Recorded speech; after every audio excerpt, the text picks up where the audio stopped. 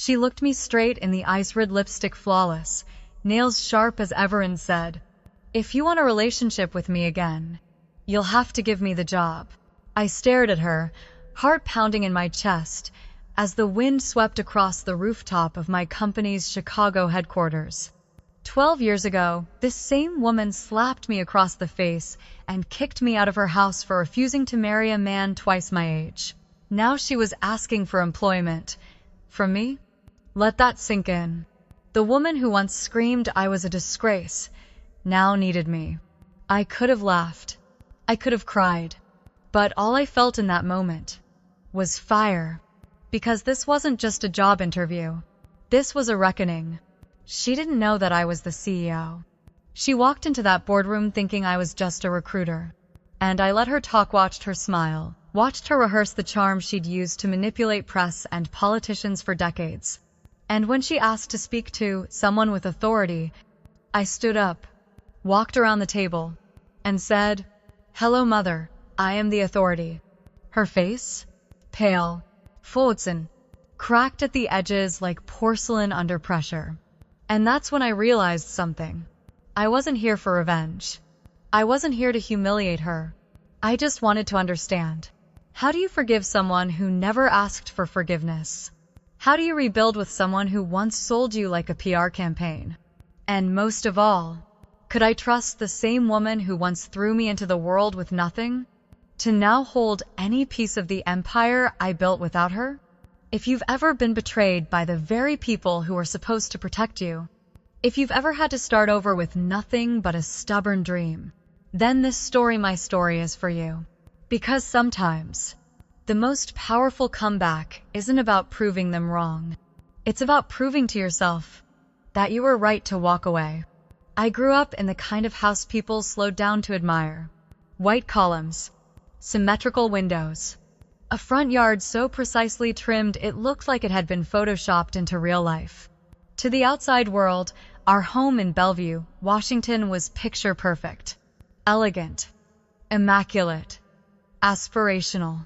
But inside? Inside, it was a theater. Every hallway was a stage.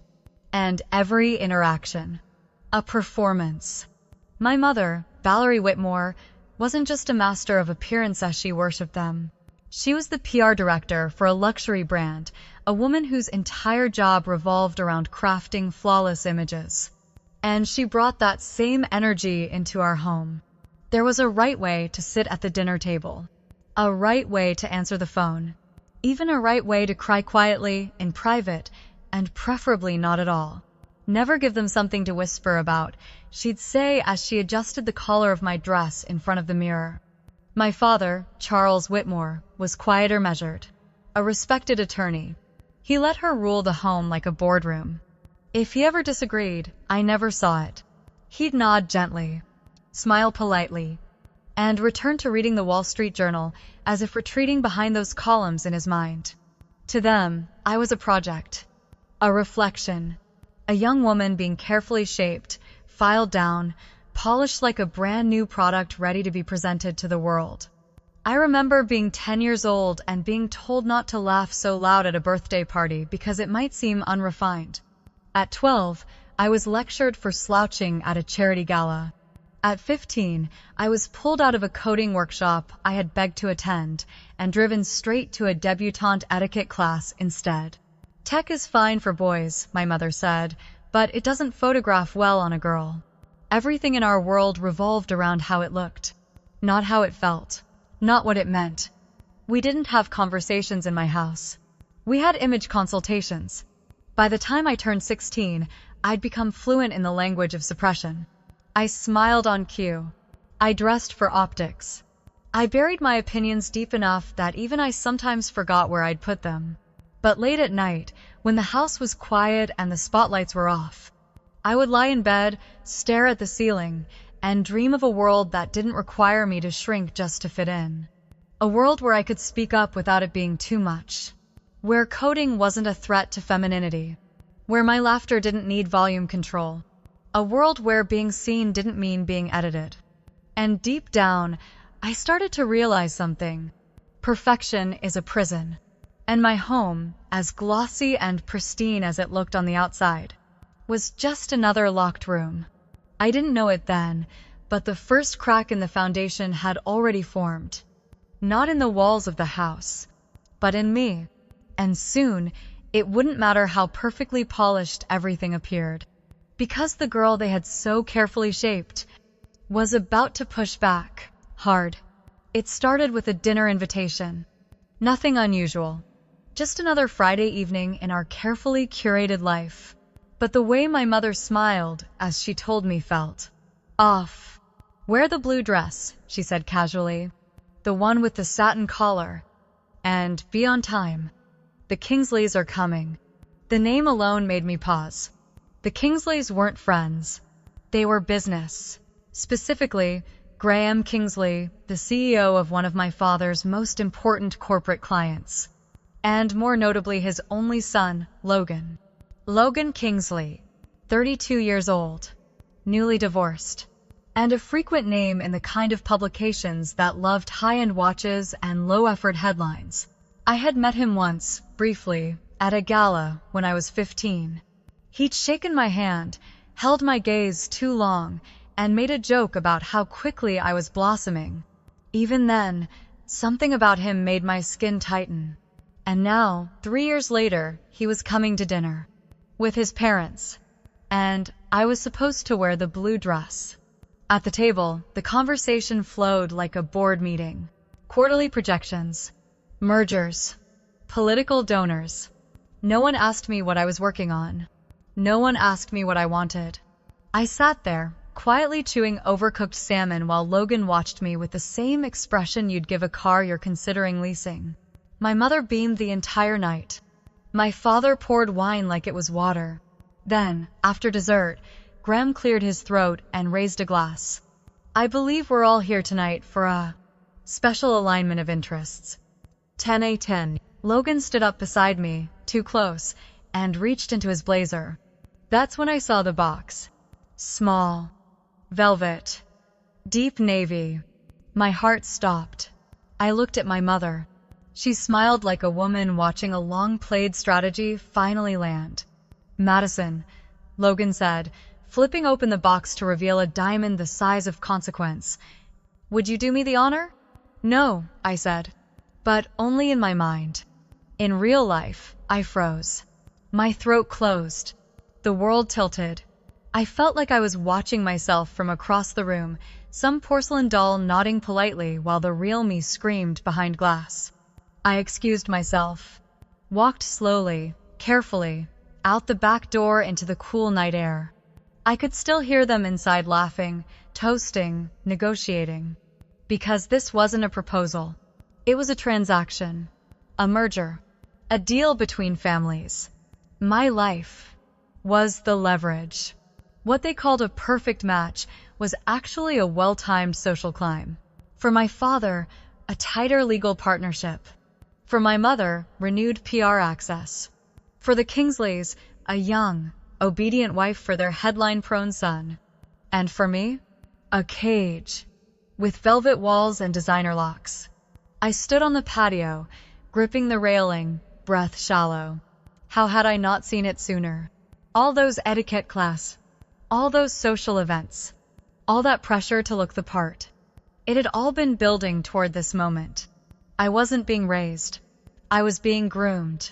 And somewhere, under the weight of it all, the real me had started to disappear. But not tonight. Not entirely. Because that night, on the edge of a deal I never agreed to, something inside me cracked. A crack so small it barely made a sound. But it would grow. Into something loud. Into something unstoppable. And it would begin. With one word I hadn't said yet. But I would. Soon. I didn't sleep that night. I lay in bed staring at the ceiling, still in that satin blue dress, makeup smudged at the corners of my eyes. The box the ring the silence after he opened it. It played on a loop in my head. No one had asked me. Not once. Not Logan. Not my mother. Not my father. Not a single soul had looked me in the eye and asked, "Do you want this?" Because they already knew the answer. and they didn't care. By morning, my stomach churned with something that wasn't quite fear and not quite rage. It was both. It was clarity. When I came downstairs, the house was silent. My mother was already dressed in a crisp white blouse, standing in the kitchen with her coffee, scrolling headlines on her iPad like nothing had happened. She didn't look up. "You embarrassed us," she said flatly. I didn't answer. She finally turned her gaze on Meshup, cutting. "What exactly were you thinking, storming off like that?" Logan had every right to feel humiliated. I took a breath. "I don't want to marry him." Her jaw tensed. "This isn't about what you want, Madison. This is about what's best for you. For all of us." I stepped forward, voice shaking. "Do you even hear yourself? You're trying to barter my future like it's part of a press release." Her nostrils flared. "Watch your tone." I didn't.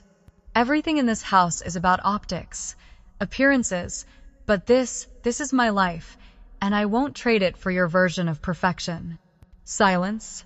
Then she set the coffee cup down, carefully, deliberately, and walked toward me. "You ungrateful girl," she hissed, her voice trembling with fury she barely kept contained. "You think coding and little startup fantasies will protect you? The world is cruel to women who don't play by the rules." "I'd rather fail on my own terms," I said, "than succeed as someone else's puppet." And that's when it happened. The slap came fast, so fast I didn't even see it coming. Her hand cracked across my cheek, and for a second, everything stopped. My ears rang. My skin burned. The room tilted. She had never hit me before. Never. I looked at her. Really looked. And in that moment, I didn't see a mother. I saw a woman clinging to control so desperately, she was willing to hit her own daughter just to keep the illusion intact. "Get out," she whispered. Her voice wasn't raised, but it cut deeper than if she'd screamed. "If you're too good for the life we built for you, then go. See how far you get on your own." I stood frozen, one hand on my face, the other gripping the railing behind me. My father had entered the room silent, like always watching from the doorway, eyes filled with what? Pity? Shame? Resignation? I looked at him, pleading. "Dad?" He didn't speak, but he reached into his wallet, pulled out $300, and pressed it into my hand. "This is all I can do," he murmured. And that was it. That was my send-off. No hug, no apology, no second chances. I climbed the stairs in a daze, packed a backpack with clothes, my laptop, and a few dollars I had saved. I paused only once to grab the acceptance letter I had hidden in my desk drawer. The one to Stanford. The one I never showed them. When I stepped out into the driveway, the sky was overcast. The air smelled like rain. And for the first time in my life, I didn't know where I was going, only that I was never coming back. I didn't cry on the bus. Not when it pulled away from the Bellevue terminal. Not when the city disappeared behind me. Not even when I checked my account balance, $216 and some change. I didn't cry because if I started, I wasn't sure I'd stop. Instead, I watched the road. Mile after mile. Tree after tree. And I whispered one name to myself, like a compass. Palo Alto. It wasn't a plan. It was barely even a hope. But I had read enough articles, listened to enough startup podcasts, watched enough interviews to know. If you had an idea, if you had the nerve, that was where you went. The first night, I slept at a 24-hour diner. I ordered a coffee I couldn't afford and stayed curled in the corner booth, pretending to study a laptop with no Wi-Fi and a battery dying by the hour. The second night, I found a library. It was warm, safe, and the librarians, to their quiet credit, didn't ask questions. During the day, I used the public computers to find job postings. Barista, cashier, temp receptionist, anything. But most required a local address, and I didn't have one. By the fifth night, I found myself outside a community college campus, sitting on a bench with my backpack as a pillow and the letter from Stanford tucked between my hoodie and my chest like a shield. I was exhausted. Not just from lack of sleep, but from pretending. Pretending I was okay. Pretending this was just temporary. Pretending I hadn't been shattered by the very people who were supposed to love me. That night, I met Davina girl my age, wearing ripped jeans, a flannel shirt, and a look that said she'd seen more than her share of hard things. "You new to the invisible crowd?" she asked, offering me a granola bar. I nodded, unsure what she meant. She gestured to the shadows around the library steps. 3 other figures, sleeping curled under tarps and donated blankets. "Don't worry," she added. "This spot's safe. No one here wants trouble, just quiet." I took the granola bar. I said thank you. And for the first time in days, I let someone see that I wasn't holding it together. The next morning, I found a flyer pinned to the campus corkboard. TechBridge Cafe, now hiring. No experience required. Must be fast, polite, and punctual. Fast, polite, punctual. I could do that. I circled the number with a marker, then walked across town for an interview that would pay just above minimum wage and barely cover a weekly hostel bed. But it was something. Something mine. I got the job. I worked every shift they'd give me. Morning, evening, weekends. And when the place closed at night, I stayed behind to sweep extra floors, just so I could use the staff Wi-Fi to keep teaching myself how to code. My hands were blistered. My feet ached. I ate more instant noodles than I care to admit. But every hour, every tip, every exhausted walk back to the hostel was worth it. Because even though I had nothing, no degree, no family, no address, I still had me. And, slowly, piece by fragile piece, I was starting to rebuild. Not for revenge, not for recognition, but because some part of me, even then, still believed. If I held on long enough, my story wouldn't end here. By the 3rd week at TechBridge Cafe, I had the routine down cold. Apron tied, hair pulled back, smile on cue. "Welcome to TechBridge, Wad. Can I get started for you?"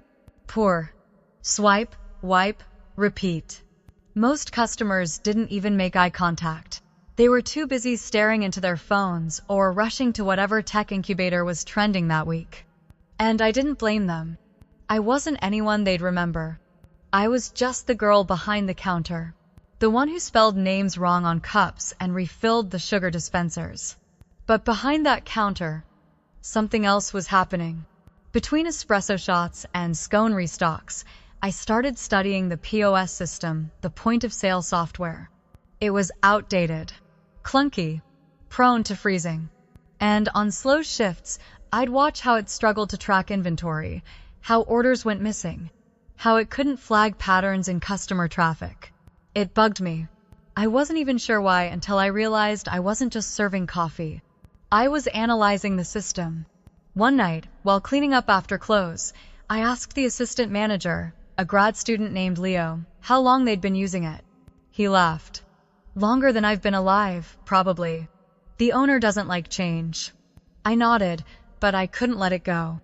So I started experimenting off the clock. I exported anonymized data into a spreadsheet on my cracked laptop, ran it through a few scripts I wrote using free Python tutorials, cross-referenced peak hours, repeat orders, payment methods. It wasn't perfect. But after 2 weeks, I had something. A basic predictive model. I called it SipSense. It predicted inventory needs 48 hours in advance. It flagged top-selling combos. And it could recommend staffing shifts based on weather patterns and foot traffic history. I knew I had to show someone. So I waited for a quieter Tuesday morning.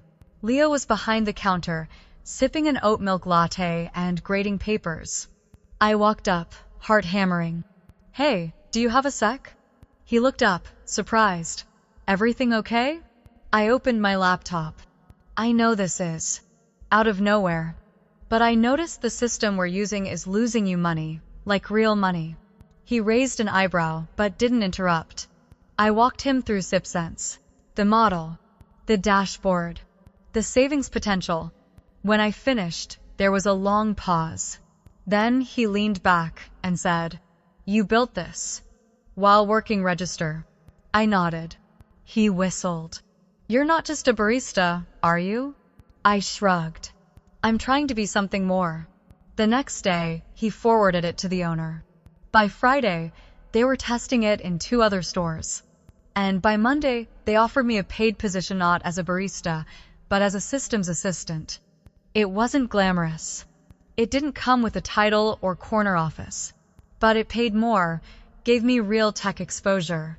And most importantly, it was the first time someone saw me for more than what I was wearing or where I was from. It was the first time I wasn't being molded into someone else's version of presentable.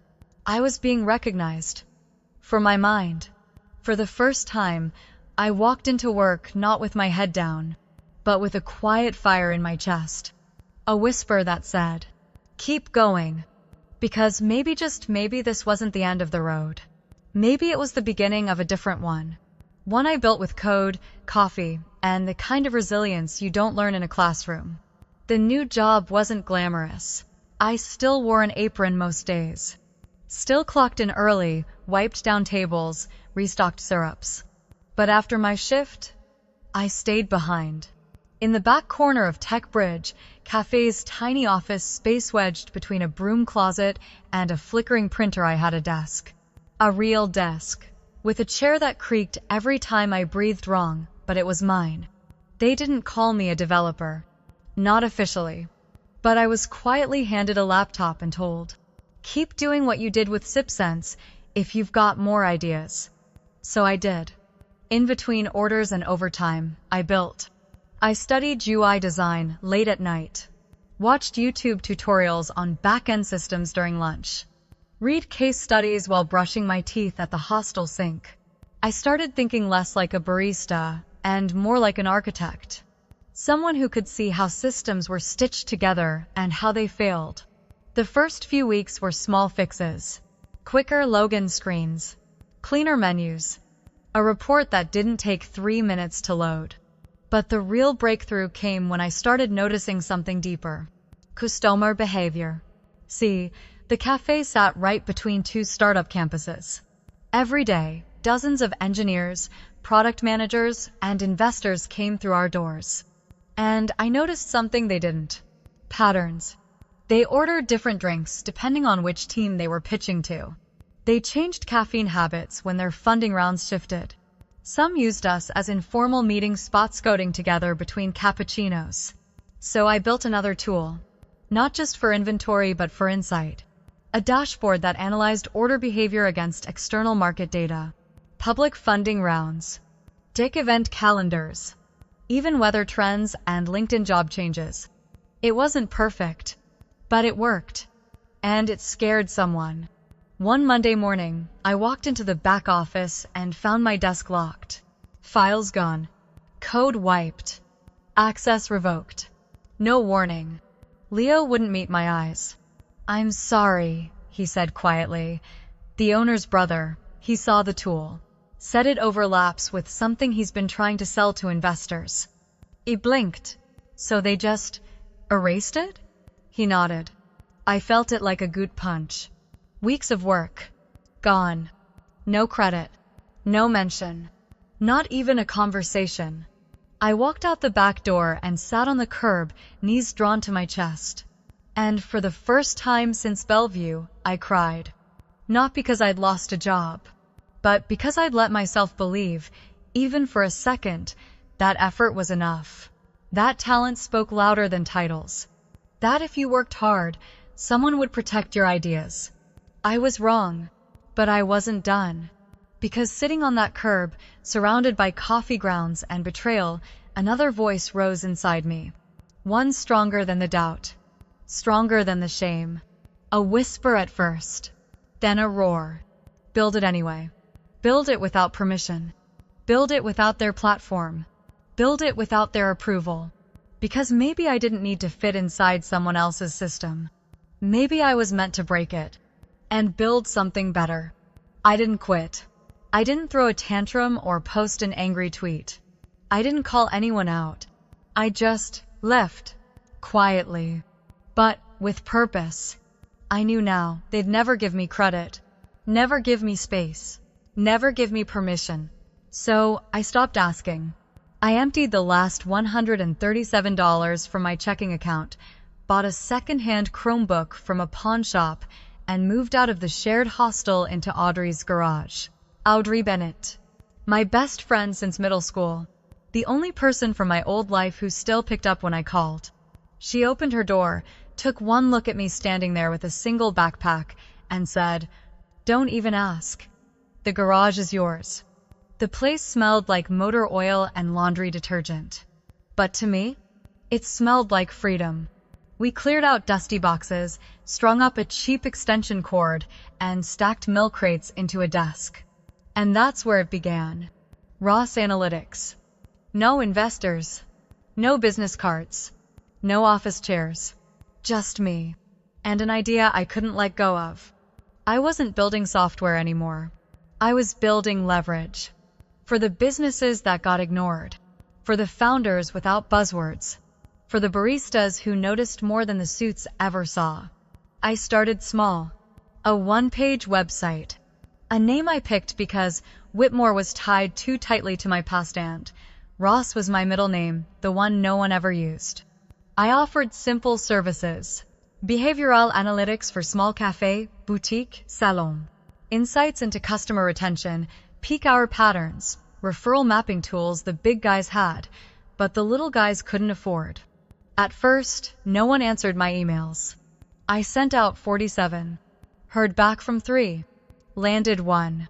A struggling bakery run by a widow named Claire, who had more flour on her clothes than money in the till. "I'm not sure I can afford you," she said on our first call. I smiled, even though she couldn't see it. "Then, I'll work for cake until you can." Instructs. We launched a campaign within 2 weeks, local influencer outreach, real-time feedback via QR codes, loyalty prompts tied to community events. Foot traffic tripled in a month.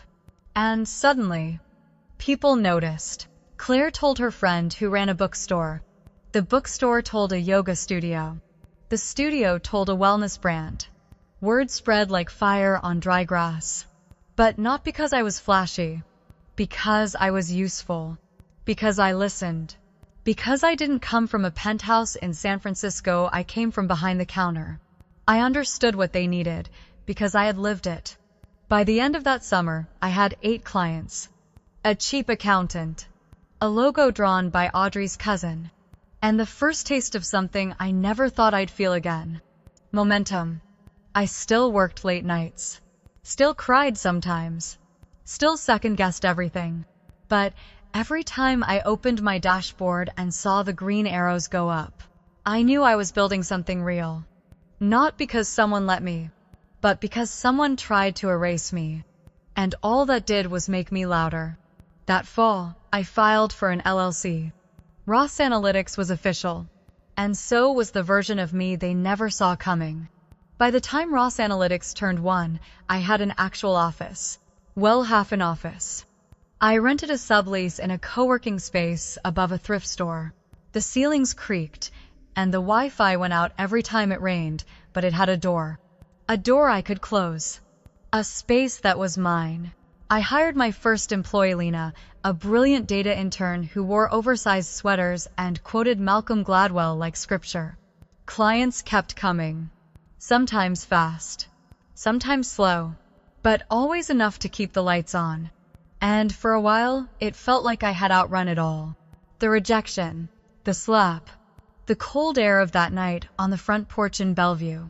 I told myself I didn't need closure. That the silence was better than confrontation.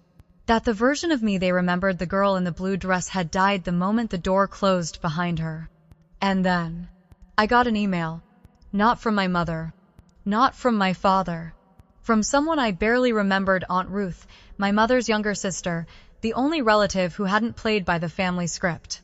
The subject line read, "I thought you should know." I opened it. No greeting. No preamble. Just a link. And a single sentence. "He's not who they said he was." I clicked. It led to a news article. Small. Regional. Buried 5 pages deep in a local Washington outlet. Logan Kingsley, 35, arrested in domestic assault case. My breath caught. The mugshot was grainy, but there was no mistaking him. The man my mother once described as your perfect match now stood with hollow eyes and a split lip, charged with assaulting his wife and resisting arrest. I read the article 3 times. Not out of shock, but because somewhere deep down, I wasn't surprised at all. And suddenly, the silence from my family made a different kind of sense. They hadn't reached out because they were ashamed of what I had done. They hadn't reached out because they were ashamed of what they had enabled, what they had almost walked me into, what they had chosen over me.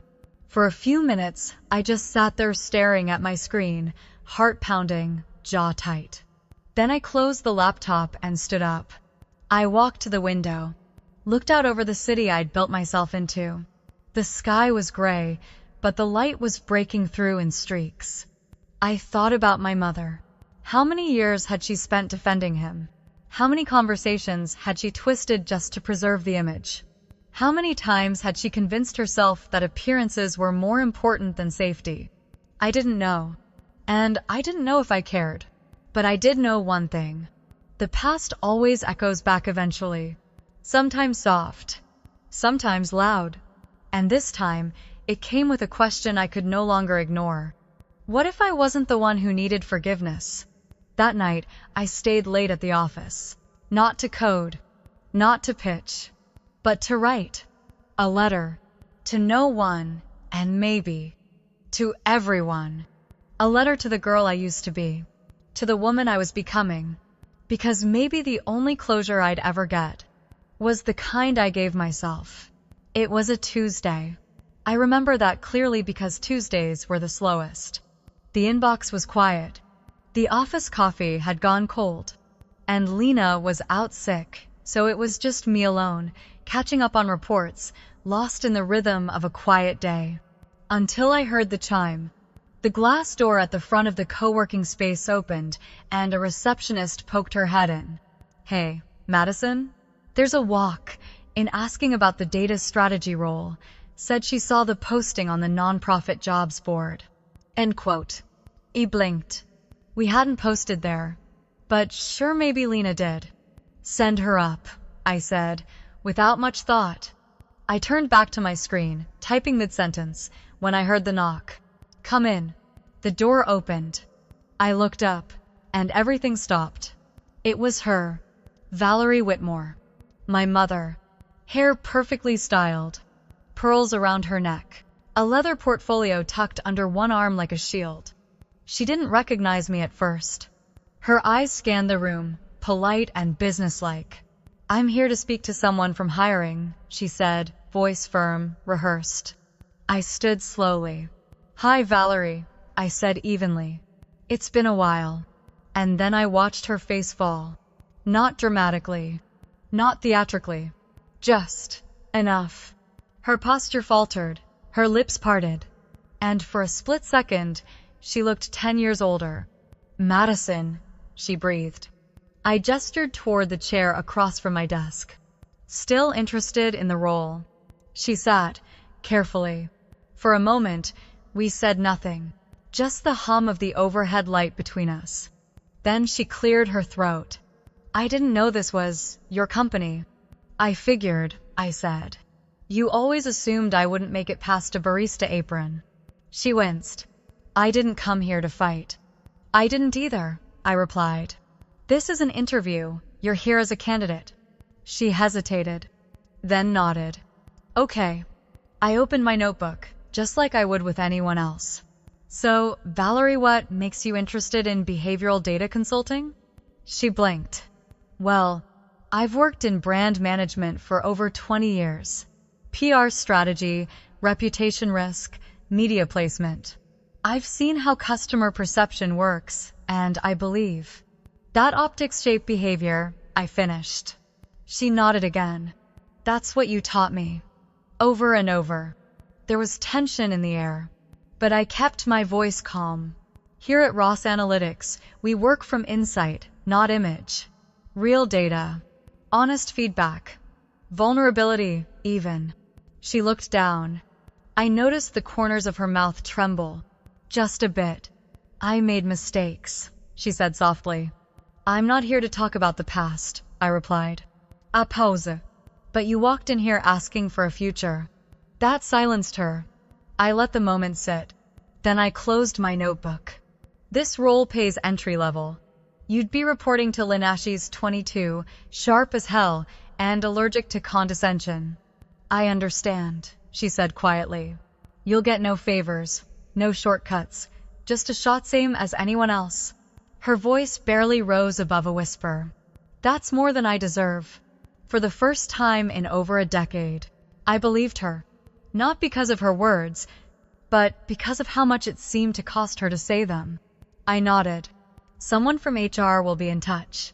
She stood, slowly, and before she left, she turned back to me. I read about the bakery campaign, she said. Your work, it's remarkable. Though, I didn't say thank you. I just watched her go. Because this wasn't closure. Not yet. But it was the first door she hadn't slammed shut. She started the following Monday. No announcement. No welcome lunch. No one in the office even knew who she was to me. To them, she was just Valerie, new content assistant with a sharp eye for headlines and a tendency to organize her desk like she was prepping for a museum exhibit. She sat 3 cubicles away from mine. Some days, we didn't speak at all. Other days, I caught glimpses. Her adjusting to the shared coffee pot instead of catered espresso. Her biting her tongue when Lena gave her notes reel, sometimes blunt feedback. And I watched. Not as a daughter, as a leader. Because I knew this wasn't about revenge. It wasn't about making her feel small. It was about finally learning how to exist in the same space, without shrinking. Still, that didn't mean it was easy. One afternoon, about 2 weeks in, she stopped by my desk holding a printed memo. There's a typo in the client deck, she said gently. I nodded. Thanks. You can go ahead and fix it directly. Lena trusts your instincts. She blinked, surprised by the autonomy, then nodded and turned away. That was the first time she walked back to her seat without looking unsure of herself. Progress, I guess. But it wasn't just about her learning. It was about me learning how to protect what I'd built. Because forgiveness, without boundaries, is just surrender in disguise. And I had surrendered enough in my life already. So I made rules. Quiet ones. No personal conversations during office hours. No slipping into mom mode. No skipping the line just because you used to set the rules. And, surprisingly, she followed them. At least, most of the time. There were slips, of course. A lingering stare during meetings. A soft sweetheart that she quickly corrected to Madison. But I let them pass when they stayed small. Because I wasn't trying to erase her history. I was just making sure she didn't rewrite mine. And then, one Friday, after everyone had left, I found her still at her desk. She was staring at a childhood photo. Neej ate in a crooked ponytail and glitter sneakers, clutching a blue science fair ribbon. She didn't notice I was watching. I remember this day, she murmured, eyes glassy. You were so proud, but I told you to stand up straighter and smile with your mouth closed. Her voice broke a little. I didn't know how to love a daughter who didn't fit the image I had in my head. I didn't say anything. She looked up at me. I'm trying, Madison. I don't expect anything, but I'm trying. And, for once, I didn't feel pressure to respond. Because trying wasn't enough to erase the past. But it was something. A beginning. Still, I had one more thing to say. If this is going to work, I said softly, it has to be real. No performances, no guilt, tripping, no control. She nodded. And no calling me sweetheart in front of the interns. A half smile appeared. Deal. We stood there in silence, the office humming gently behind us. It wasn't healing. Not yet. But it was honest. And, in our family, honesty was a revolution. It was a Sunday morning.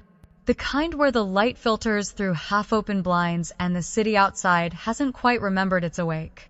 I was sitting at the kitchen table in my apartment, coffee in hand, laptop closed for once. Just quiet. Across from me, Emma, my daughter, sat coloring dinosaurs in a spiral notebook. She looked up suddenly and asked, in that matter-of-fact way only 5-year-olds can, "Mommy, why doesn't Grandma ever tuck me in like Zoe's grandma does?" My hand froze around the coffee mug. I'd been expecting the question, but still it landed like a stone in my chest. I smiled gently, pushing her hair behind one ear. "Well," I said, "every family is different. Some grandmas bake cookies, some grandmas help with science projects, and some grandmas are still learning how to be soft." She thought about that, then nodded, satisfied. "Okay," and went back to her dinosaurs. But I didn't. I sat there, staring at the steam rising from my coffee, realizing something I hadn't allowed myself to fully feel until now. She doesn't know the pain. Not like I did. She doesn't carry that heaviness. Doesn't tiptoe around approval. Doesn't mistake silence for love or obedience for safety. And that is the real inheritance. Not the name. Not the money. Not the legacy built on appearances. But freedom. Freedom to choose. To question. To walk away from what doesn't feel right and not feel guilty for doing so. I spent years trying to earn love by being smaller, quieter, more agreeable. I thought if I fit their image, I'd finally be worthy of kindness. But what I've learned is this. You don't have to become smaller for someone to love you. If they require you to shrink, it's not love.